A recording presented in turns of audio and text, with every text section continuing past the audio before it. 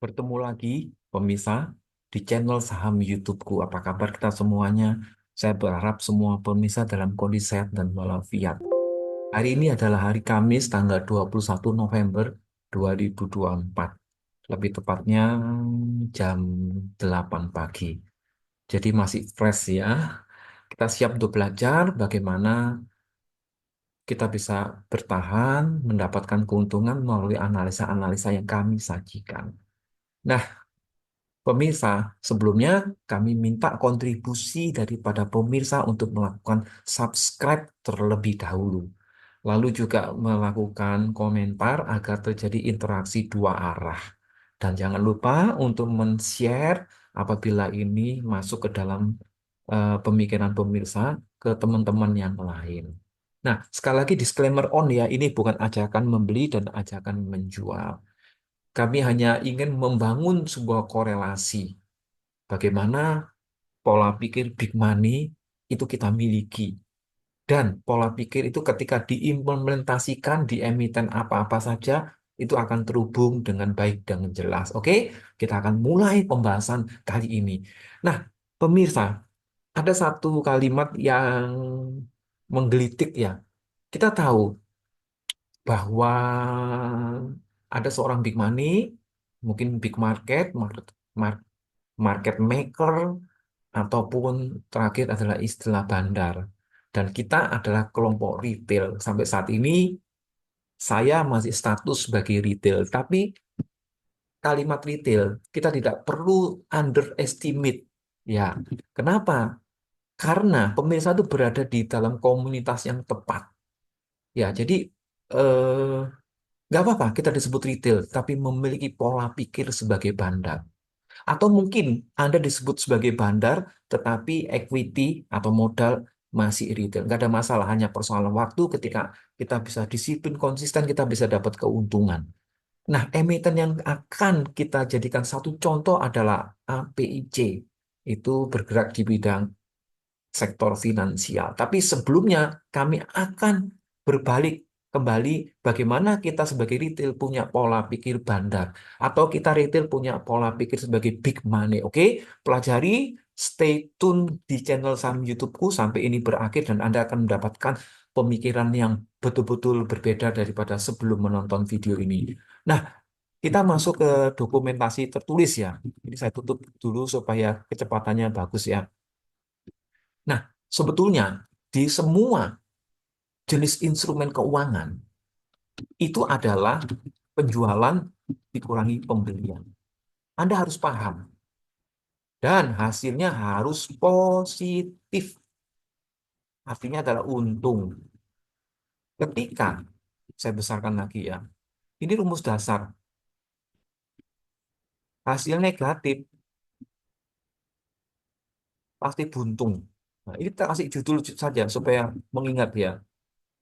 Jadilah retail yang memiliki pola pikir Banda.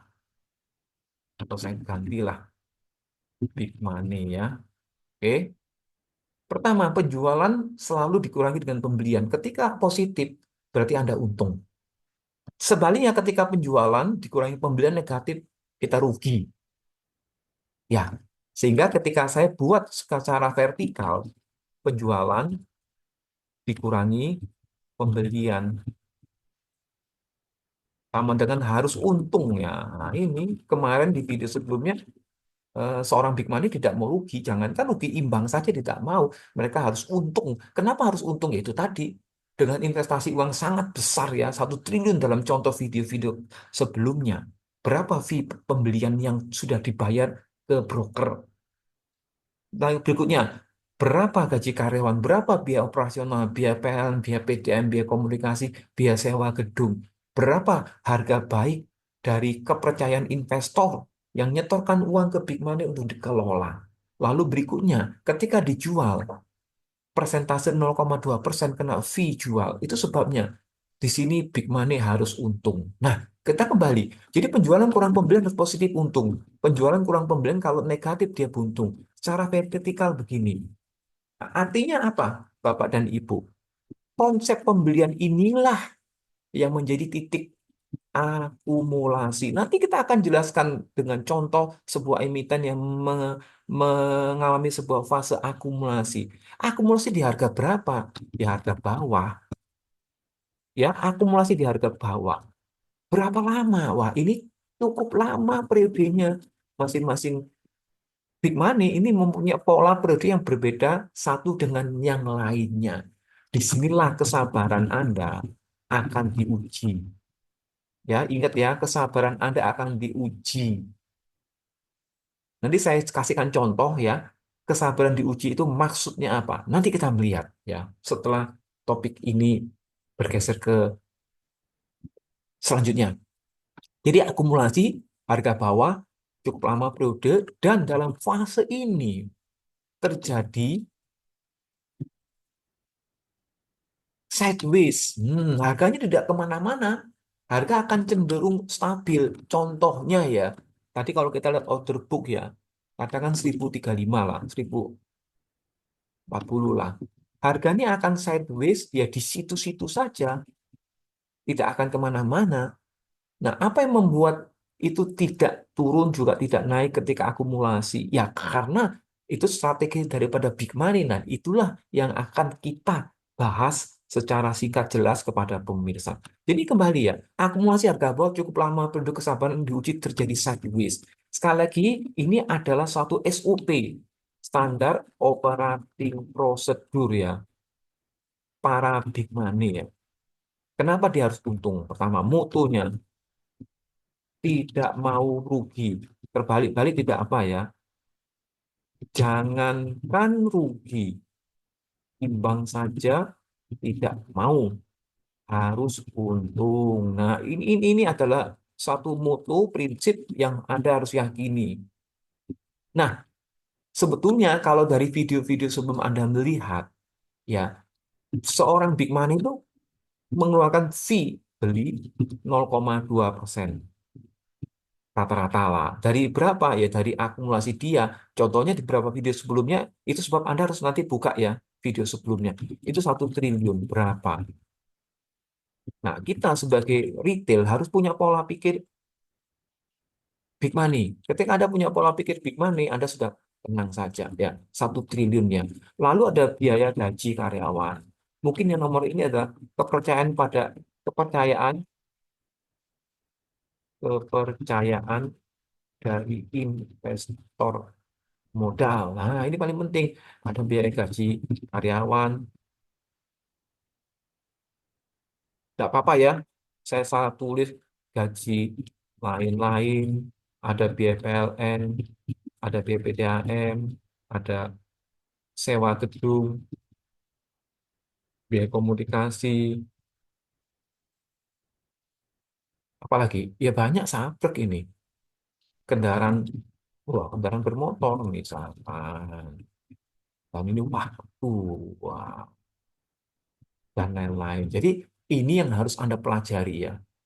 Itu istilahnya menjadi mendarah daging dalam dalam pikiran Anda. Ketika Anda sudah mempunyai pikiran bahwa mendarah daging hal ini, Anda tinggal mencari sumber informasi fase akumulasi dari beberapa emiten yang Anda anggap cukuplah untuk analisa. Ya, jadi kembali ke ini ada akumulasi. Ya, saya kasih warna mungkin supaya sorot jauh. Ya, nah, ketika ini sudah dirasa cukup, maka sebelum mereka melakukan penjualan, penjualan itu melambangkan kita kasih warna merah aja ya. Nah, mereka melakukan penjualan, mereka pasti melakukan markup dulu. Kenapa harus di markup? Itu tadi kan mereka mau untung. Setelah markup melalui good news. Oke, sebelumnya saya sisipkan lagi dulu. Mereka harus memborong semua di bawah mungkin ya, memborong sebanyak-banyaknya barang lah di harga bawah. Nah, ketika sudah diambil otomatis ya, Anda terkadang melihat ada suatu hal yang unik aneh ya, yang nggak lazim. Sudah diborong sedemikian banyak, kenapa di antrian over kok masih banyak gitu ya? Ya karena antrian over yang di sini ini bisa saya masukkan kategori fake over lah. Kenapa harus take over? Ya, kalau setelah terjadinya akumulasi daripada big money, stoknya itu tidak disimpan, tetapi dipasang di antrian over. Biasanya dia di papan ini kita lihat papan 4 dan papan 5 ya. Masing-masing emiten, masing-masing big money punya strategi yang berbeda. Mengapa dia pasang fake over? Nah, karena apa? Konsep akumulasi yang kita anut adalah mempelajari grafik HK jar kanan. HK adalah bagaimana antrian over itu dikurangi atau istilahnya berkurang sedikit demi sedikit dan cenderung habis dan cenderung melenyap. Ketika tidak diisi antrian over, Anda bisa lihat kekosongan harga di antrian over demi harga, papan demi papan, itu ada kemungkinan diisi oleh antrian beli. Jadi artinya akan terjadi kenaikan harga. Nah, bagaimana akan kenaikan harga? Sedangkan fase akumulasi dirasa belum cukup. Itu sebabnya dipasang antrian over di papan-papan tengah.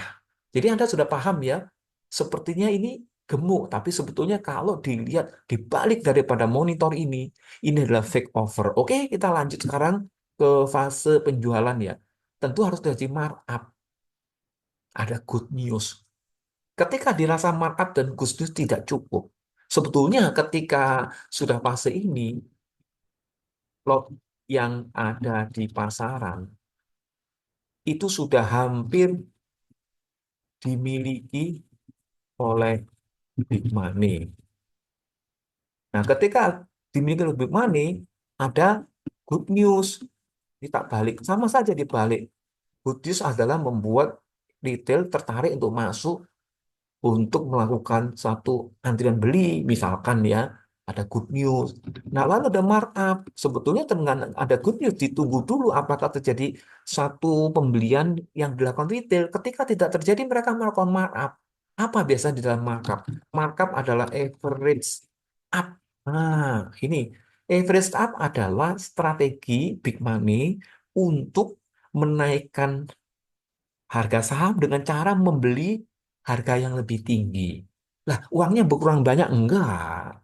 Karena akumulasi sudah terjadi ini eh, pembelian saham secara besar-besaran yang di average up adalah harga sisa antrian over supaya itu bisa naik. Nah, kali ini di fase penjualan ini, big money akan mengurangi jumlah fake over. Perhatikan ya, mengurangi jumlah fake over. Kenapa mengurangi jumlah fake over? Iya, supaya kesannya ya akan terjadi kenaikan yang signifikan dengan menambah antrian beli. Sekali lagi ini fake bid ya.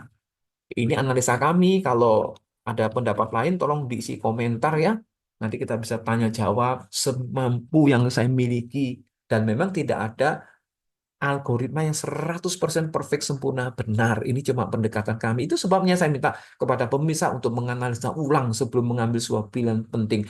Pilihan penting apa? Ah, saya tidak mau masuk. Ah, saya hanya melihat. Ah, saya mau ambil apapun. Itu adalah resiko daripada masing-masing. Nah, jadi dari gambaran ini maka akan ada keuntungan. Nah, seberapa besar kita kita sebagai retail terkadang mau setinggi-tingginya. Contoh ya, ini tadi harga 100 sudah terjadi markup menjadi 120. Ya. Nah, mungkin Anda memasang target 122 lah. Begitu 120 Anda melakukan amen, dinaikkan menjadi 130 lah. Oke, saya gini kan ya. Untuk bahasanya gini saja. Setelah mencapai 20, Anda melakukan amen ya. Amen adalah mengganti harga supaya dapat keuntungan lebih besar. Ternyata di 128. Begitu sampai 128, Anda greedy di 128. Jadi 140 contohnya. Anda mengamen 142, ini bahaya sekali. Ya memang ketika spekulasi Anda tepat, Anda untung besar. Tapi pertanyaannya, seberapa dibuat, seberapa di markup, itu kita nggak akan pernah tahu. Itu sangat tergantung dari sisa lot yang dimiliki oleh big money. Iya dong. Nah, sebetulnya Anda sudah profit dalam hal banyak. Berapa banyak pemirsa yang selalu greedy? Ada lagi yang bukan diamen, begitu take profit, lalu masuk lagi, take profit, masuk lagi. Kita nggak akan pernah tahu kapan stok sisa lot yang dimiliki big money. Karena apa? Anda bisa tahu ke ada lagi, ada repo, ada pasar nego, ada tunai, di mana itu non reguler ya.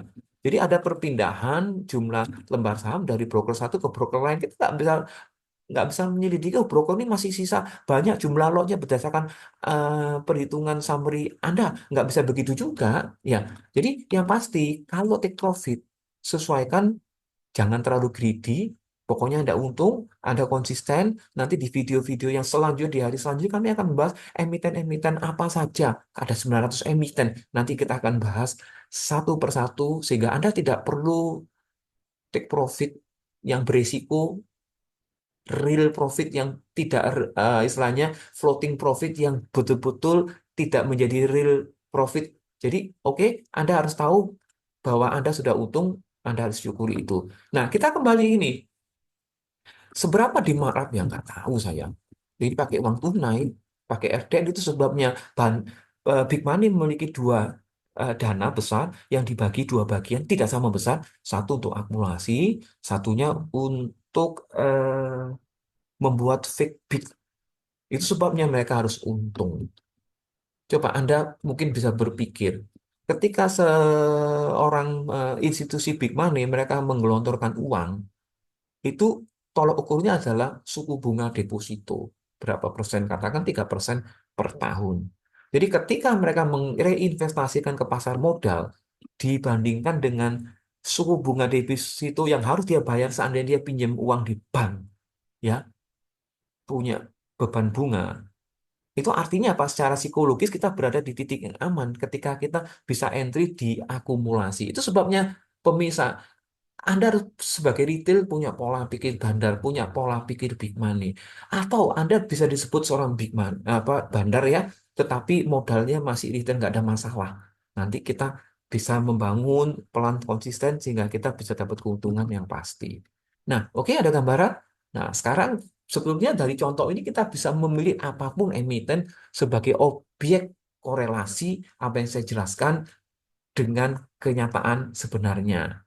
Nah, kali ini kita akan bahas sebuah emiten APIC. Nah, seperti biasa, software yang dibangun oleh tim kami, ya, mereka kerja keras, kami harus keluar uang untuk membayar mereka, hanya mendapatkan data hari demi hari.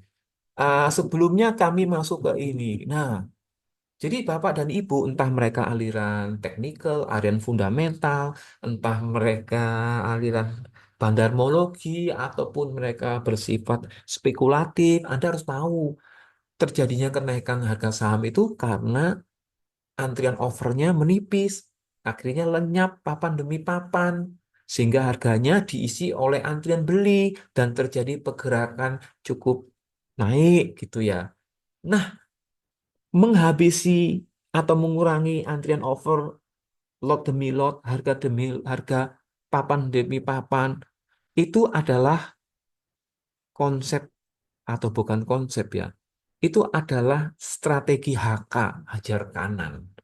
Jadi hajar kanan ini selalu akan digunakan oleh mereka yang berkiblat fundamentalis, berkiblat ke teknikal, ataupun berkiblat bandarmologi, ataupun spekulasi.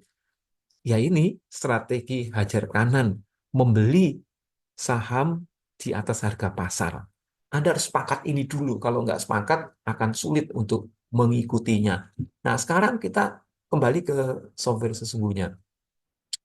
Sekali lagi, saya selalu melihat shareholder moon ya. Kita lihat APIC. Kalau Anda tanya apa itu, saya kepanjangannya tidak tahu, tapi saya tahu nih sektor keuangan. Coba, ini saya taruh di sini ya. Oke, Anda perhatikan dengan cermat. Kali ini saya akan mencoret-coret ya, supaya jelas. Tak coret pakai ini aja. Drown. Oke. Nah, Anda melihat,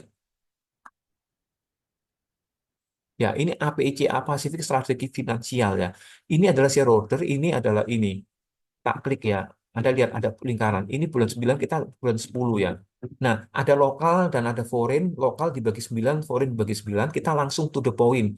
Bahwa ada 75% atau 8,93 miliar lembar itu di hold atau diakumulasi atau dipegang oleh corporate. Sisanya 75 kurang 92 ya. Ketemu 17 ya 17% dipegang oleh insurance, 5% mutual fund setara 281 juta, lalu ada security, foundation ya. Nah, ini individual kecil sekali. Jadi artinya emiten ini ya maksudnya lembar saham ini lebih banyak dikuasai oleh big money. Kita sekarang lihat foreign. Nah, 7,7%. Kita nggak usah bahas detailnya. Total foreign 9 kelompok investor kategori 7,79%. Jadi istilahnya free float share-nya adalah 11, ini saham yang beredar 11 miliar lembar. Nah, paham? Ini ada kolom yang nggak pernah saya bahas, tapi saya bahas. Varian analisis adalah lembar kolom 10, bulan 10 dikurangi dengan bulan 9, terjadi penurunan 17 juta lembar. Tingkat penurunan 2,43%. Tetapi kita lihat di sini ya, ini adalah corporate. Jadi dari 8,82 dia meningkat menjadi 8,93, peningkatannya 1,24% atau setara dengan 109 juta pertambahan lembar saham. Paham dari sini? Oke. Berikutnya, ini yang menarik. Jadi strategi HK ini yang akan kita bahas. Ini Broxam Life. Ya, oke. Ini kita ketik APIC ya. APIC, oke. Ini nggak kelihatan, oke. Tunggu sebentar. APIC ya.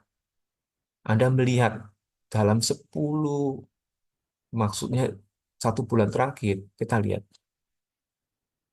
Ini artinya sideways, cenderung tidak kemana-mana. Tidak naik, tidak turun, kadang naik, kadang turun, masih dalam batas wajar ya. Oke, kalau dari grafik ketiga, kita klik ya. Nah, ini ada 11,76 share di publik ya. Ini kelihatan frekuensi ya. Kalau ini volume, jadi frekuensinya lebih tinggi ya. Enggak, bukan lebih tinggi. Mohon maaf. Jadi frekuensinya garis merah ya. Kalau ini volume, Anda bisa melihat. Nah, 124.000 ini adalah total gabungan HK dan HQ. Jadi ketika kita lihat 82 juta, 82 ribu ditambah 42 ribu ketemu 124 ribu. Jadi ketika hijau ditambah merah ketemu adalah volume. Jadi sekali lagi ada rumusan ya, lot yang Anda beli adalah lot yang dijual oleh orang lain. Atau harga yang Anda jual itu adalah harga yang dibeli oleh orang lain. Jadi jumlah lot selalu sama, hanya pindah kepemilikan. Ketika di broker summary ya, itu selalu sama. Itu sebabnya kenapa saya tidak cukup puas dengan broker summary. Apalagi untuk saat-saat ini, banyak big money itu mempunyai akun sebagai kategori individual. Agak sulit untuk dilacak. Tetapi HK inilah yang menjadi penentuan Anda. Nah, sekarang kita mundur sekarang ya. Anda melihat towernya hijau lebih besar daripada merah. Tapi kenapa harga tidak kemana-mana? Yaitu tadi mereka selalu stok yang didapat karena proses HK dijadikan ke take over di papan 4, 5, atau 3 tergantung dari masing-masing big money dan emiten. Kita mundur sekarang. Lihat pergerakan. Anda perhatikan di grafik tengah hijau ya. Ya ini ada titlenya 110 miliar selama 1 bulan atau 1, juta lot ya. Juta lot kalau lembar kalikan 100 saja ketemu 100 juta lembar. Oke, kita lanjut. Nah, ini jam. Kalau menurut data saya dari tanggal 8 Oktober sudah terjadi akumulasi kita lihat. Nah, ini masih hijau ya, tower tengah. Oke, saya beginikan supaya konsentrasi pemirsa ada di sini. Anda bisa melihat. Nah, ini mungkin sedikit lebih tinggi, tapi kita lihat sebelumnya. Jadi dari data ini terjadi akumulasi. Kapan mulai akan digerakkan untuk naik, kami tidak akan pernah tahu. Tetapi big money tidak mau rugi, mereka harus untung. Jadi ketika Anda sudah secara psikologis masuk di harga sideways ini, Anda tinggal sabar. Oke, Anda setuju ya? Ini kalau saya teruskan di tanggal 7 dia sudah istilahnya hajar kirinya sudah cukup dominan. Ya.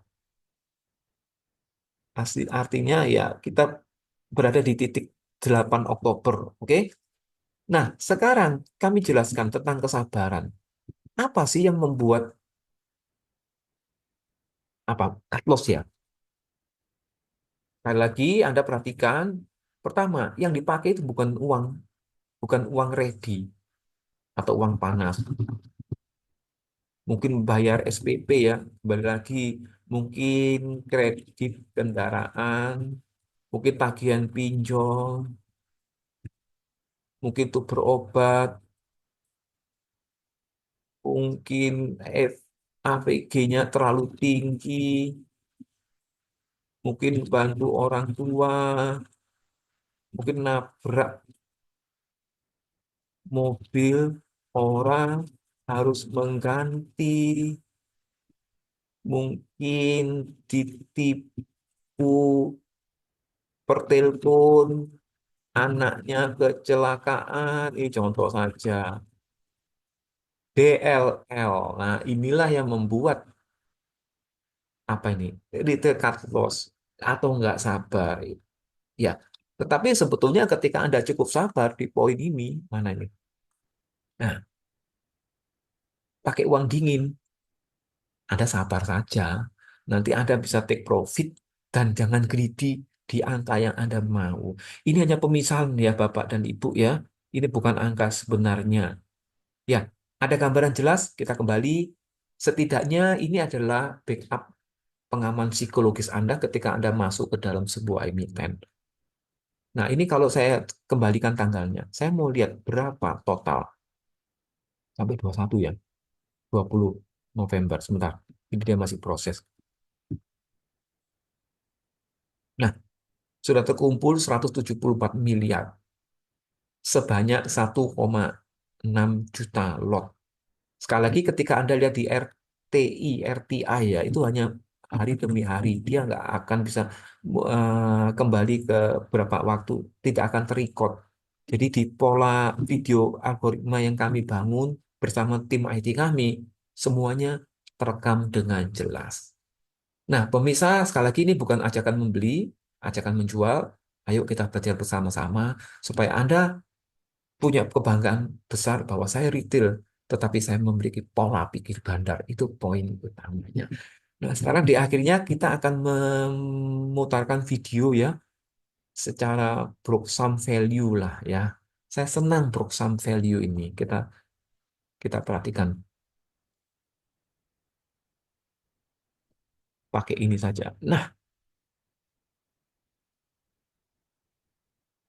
grafik jadi top HK chart. Nah, karena bahwa total value 76 miliar broker terbesar PO. PO ini apa? Saya kurang tahu. Mungkin teman-teman tahu. Isi di kolom komentar. Coba tak play lagi. Saya mau lihat hasil akhirnya. Ini saya pause. Pause. Nah, di pause. Nah, ini jadi PO nomor satu dengan 57 miliar, diikuti ZB 13,7 miliar, CC 7 miliar, dan seterusnya. Ini ada banyak. Yang kami tampilkan hanya 10. Nggak perlu semuanya kami tampilkan. Ya, jadi pemirsa, saya berharap Anda cuan dalam kondisi apapun. Ayolah Anda mempelajari pola pikir daripada big money sehingga Anda bisa dapat keuntungan dan akhirnya Anda berikan pada orang-orang yang Anda cintai. Sekali lagi, salam semoga cuan, salam kembali dari channel Saham Profitku. Dan jangan lupa sekali lagi subscribe supaya kami mempunyai semangat untuk menampilkan video-video berikutnya. Salam cuan sekali lagi.